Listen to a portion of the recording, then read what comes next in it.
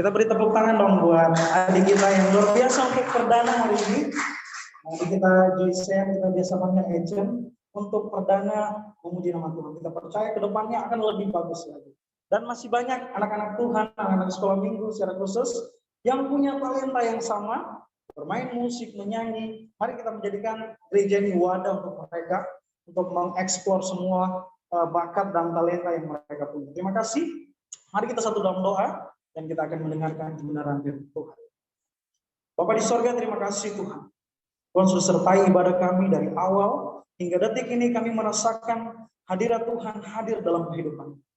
Dan saat ini Tuhan, secara khusus kami akan mendengarkan kebenaran firman Tuhan.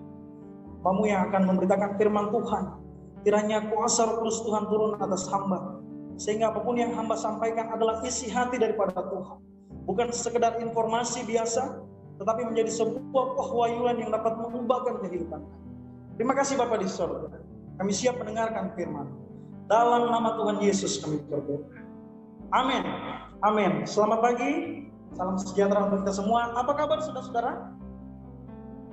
Nah, saya rasa pertanyaan ini harus sering-sering ditanyakan ketika mau dengarkan firman Tuhan. Karena biasa kita jawab luar biasa, tapi raut wajah kita tidak menunjukkan yang luar biasa. Oleh sebab itu, sekali lagi saya mau bangkitkan semangat kita untuk kita menerima kebenaran firman Tuhan. Apa kabar saudara-saudara?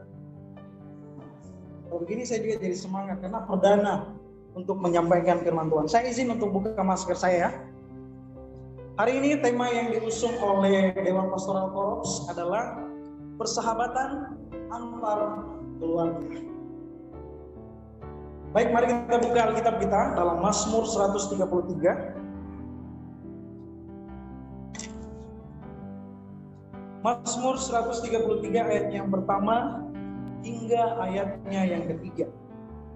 Mazmur 133 ayat pertama hingga ayat ketiga, saya baca dalam nama Tuhan.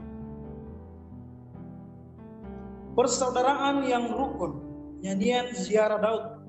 Sungguh alangkah baiknya dan indahnya apabila saudara-saudara diam bersama dengan rukun. Seperti minyak yang baik di atas kepala meleleh ke janggut, yang meleleh ke janggut Harun dan ke leher jubahnya. Seperti embun gunung Hermon yang turun ke atas gunung-gunung Sion, sebab kesanalah Tuhan memerintahkan berkat. Saudara-saudara yang berkati oleh Tuhan, Mazmur ini adalah pujian singkat yang ditulis oleh Daud, secara khusus berbicara tentang sebuah pengajaran yang luar biasa.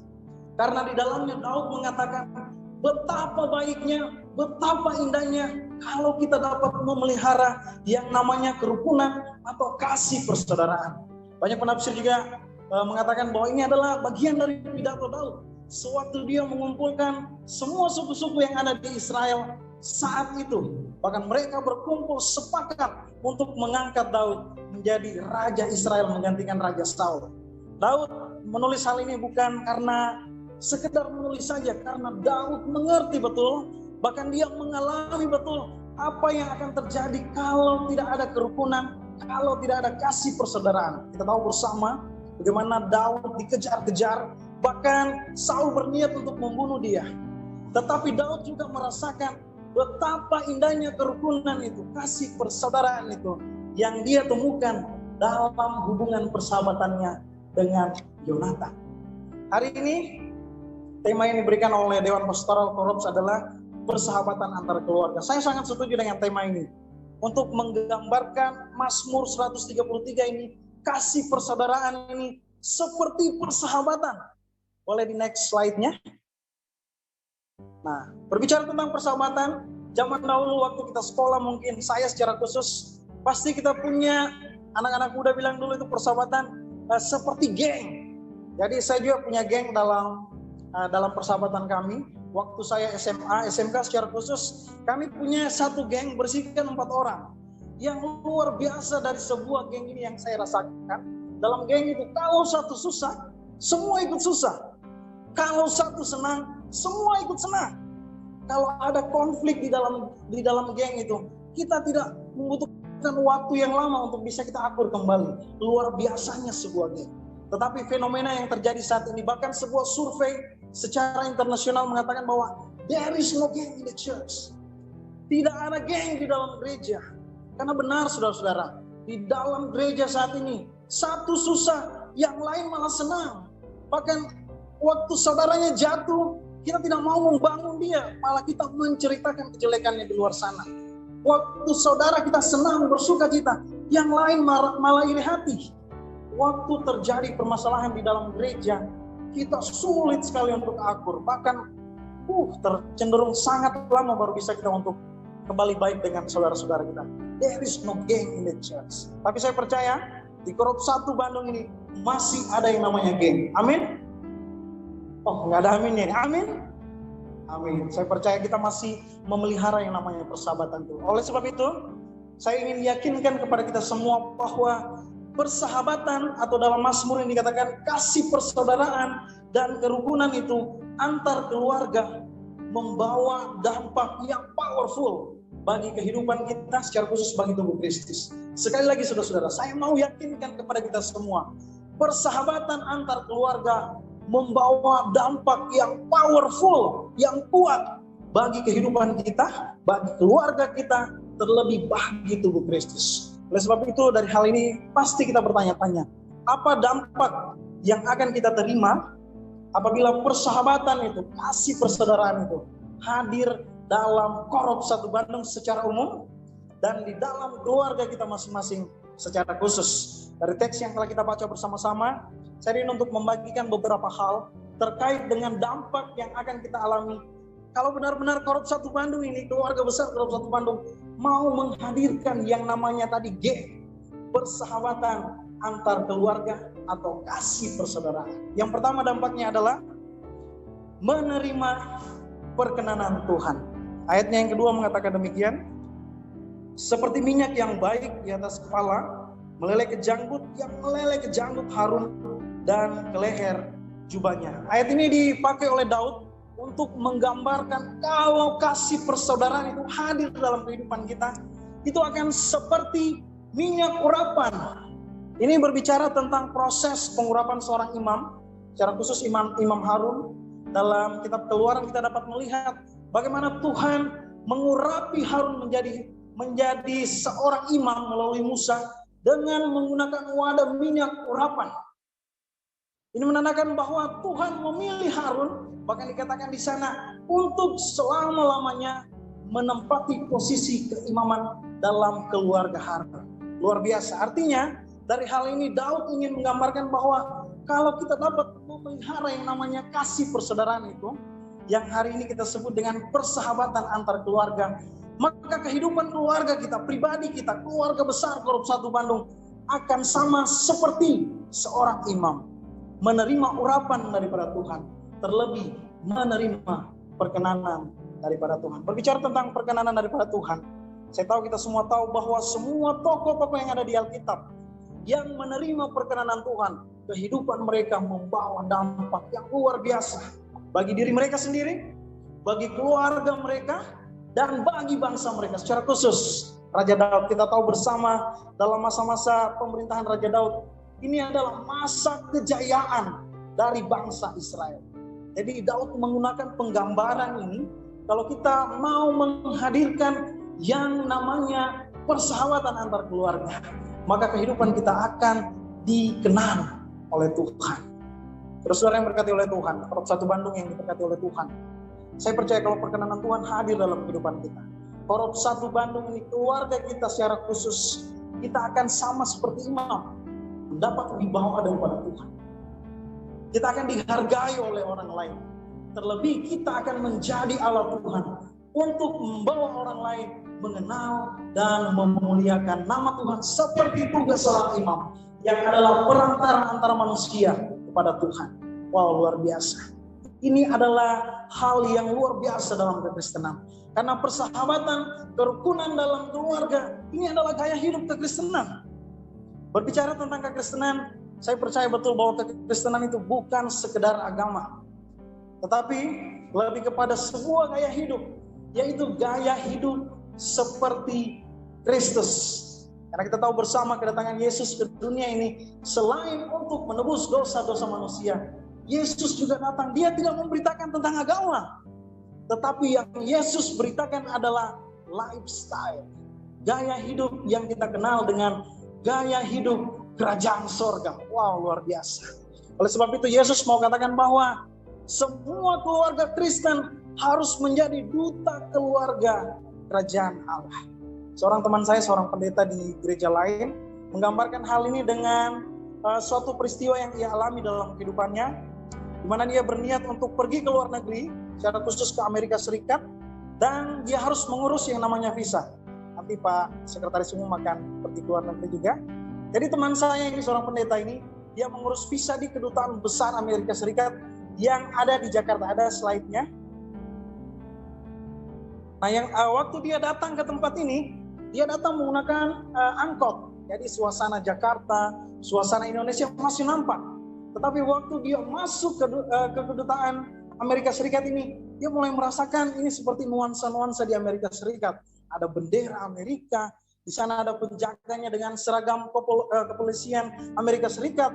Waktu dia masuk ketemu resepsionis, mereka berbahasa Inggris yang tentunya aksen Amerikan ya. Kalau saya salah boleh dikoreksi, aksen Amerikan.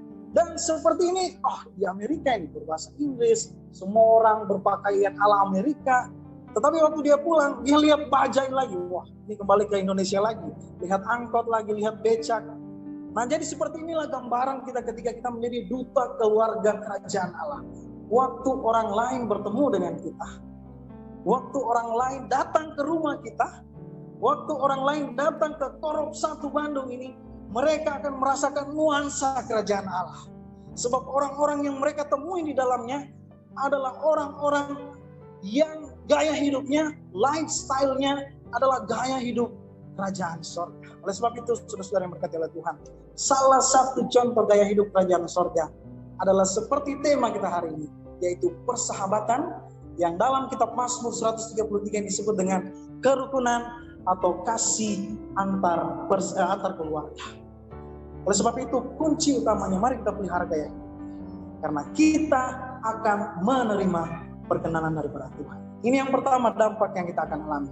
Kemudian yang kedua atau yang terakhir, dampak yang akan kita terima ketika kita menghadirkan yang namanya persahabatan dalam keluarga, kita akan menerima keajaiban Tuhan.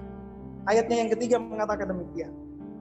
Seperti embun gunung Hermon yang turun ke atas gunung-gunung Sion, sebab kesanalah Tuhan memerintahkan berkat kehidupan untuk selama-lamanya. Ayat ini kembali lagi digunakan oleh Raja Daud untuk menggambarkan kasih persaudaraan itu seperti embun gunung Hermon yang turun ke gunung-gunung Sion. Ini menggambarkan tentang berkat Tuhan yang mengalir secara ajaib. Karena mengingat kedua gunung ini, ada gambarnya, mengingat kedua gunung ini secara geografis terpisah sangat jauh. Kalau gunung Hermon, ini ada gambarnya yang di tengah, gunung Hermon ini terletak di kerajaan utara, sementara gunung-gunung Sion terletak di kerajaan bagian selatan. Jadi secara geografis ini tidak mungkin untuk embun turun ke gunung yang berada jauh darinya. Tetapi ini adalah keajaiban dari Tuhan. Jadi Daud menggunakan gambaran ini untuk memperlihatkan kepada bangsa Israel secara khusus dan hari ini kepada kita semua. Kalau kita mau menghadirkan yang namanya kasih persaudaraan itu, maka kita akan menerima keajaiban Tuhan.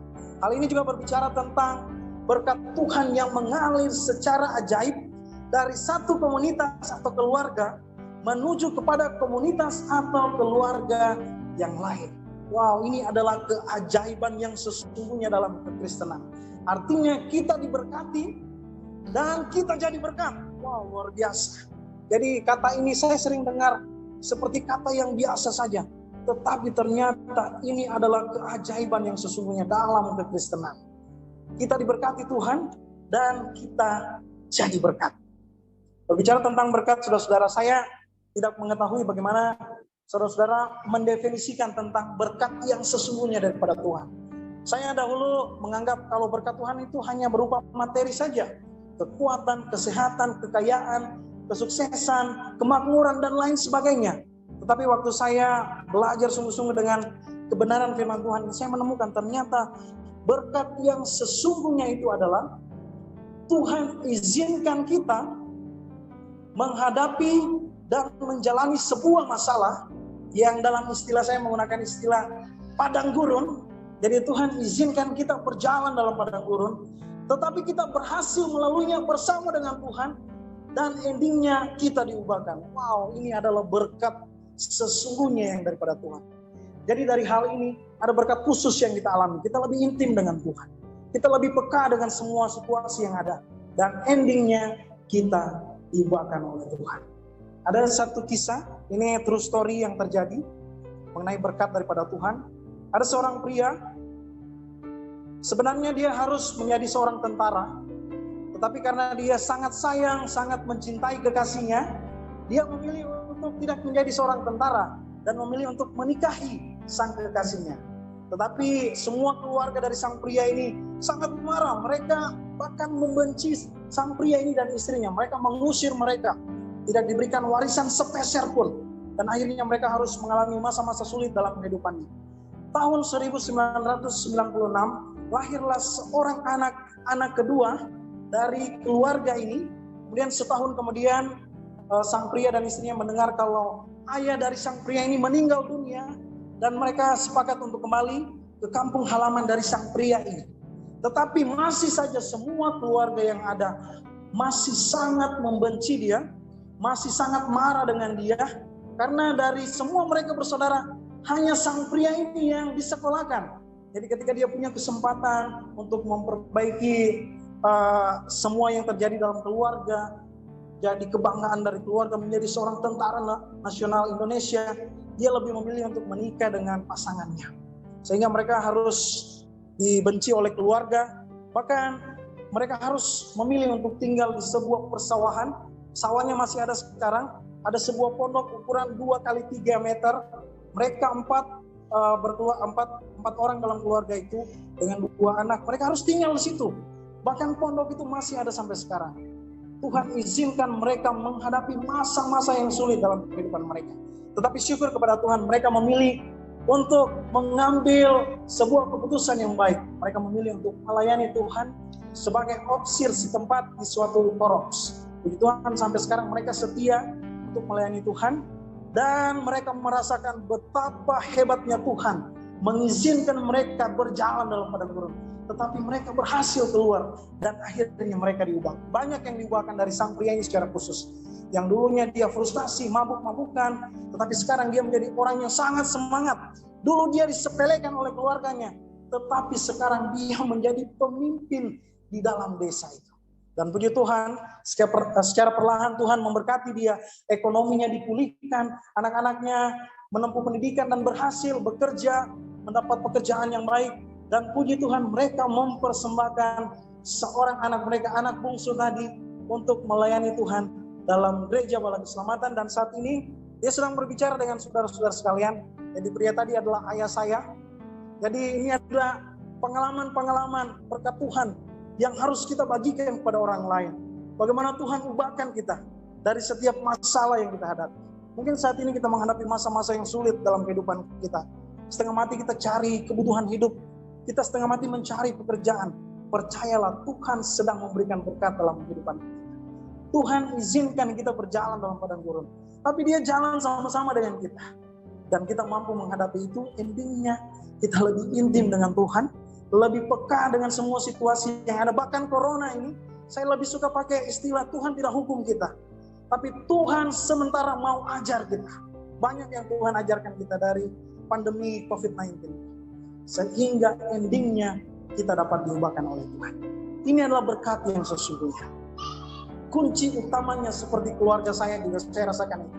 Kami memelihara yang namanya kasih persaudaraan. Kami saling mendukung. Waktu satu jatuh, cepat-cepat kita mau bangkitkan semangat dia. Waktu satu salah, semua tidak menjatuhkan dia, tidak ceritakan dia di belakang. Tetapi kita jadi satu geng yang mau terima satu dengan yang lain. Ini adalah pesan firman Tuhan yang harus kita aplikasikan dalam kehidupan kita. Persahabatan antar keluarga membawa dampak yang luar biasa. Kita menerima perkenanan daripada Tuhan, dan kita akan menerima keajaiban-keajaiban daripada Tuhan. Jadi berkat, dan kita diberkati Tuhan, dan kita menjadi berkat. Semoga Tuhan memberkati kita, memberkati Korop 1 Bandung. Kita jadi keluarga. Saya percaya setelah ini kita akan jadi geng di dalam keluarga besar Korum Satu Bandung. Mari kita berdoa. Bapa di surga, terima kasih untuk firman Tuhan yang boleh kami dengarkan, boleh kami renungkan. Secara khusus hari ini Tuhan kami belajar betapa pentingnya, betapa indahnya, betapa baiknya kalau kasih persaudaraan itu, persahabatan antar keluarga hadir di dalam kehidupan kami. Sebab kesanalah Tuhan mengatakan, memerintahkan berkat Tuhan. Perkenanan Tuhan kami terima, dan keajaiban-keajaiban Tuhan kami terima dalam kehidupan kami. Oleh sebab itu Tuhan, hamba terbatas untuk menyampaikan kebenaran firman Tuhan. Tapi kami percaya Roh Kudus Tuhan tidak terbatas untuk menyampaikan secara sempurna dalam kehidupan kami. Sehingga waktu kami pulang dari tempat ini, kami pulang tidak dengan sia-sia Tuhan, tetapi firman Tuhan menjadi kekuatan kami dalam keluarga kami, sehingga kami dapat memelihara yang namanya kasih persaudaraan di dalam keluarga kami masing-masing. Terima kasih Bapak di surga, meteraikan firman-Mu dalam kehidupan. Dalam nama Tuhan Yesus. Haleluya. Amin. Amin.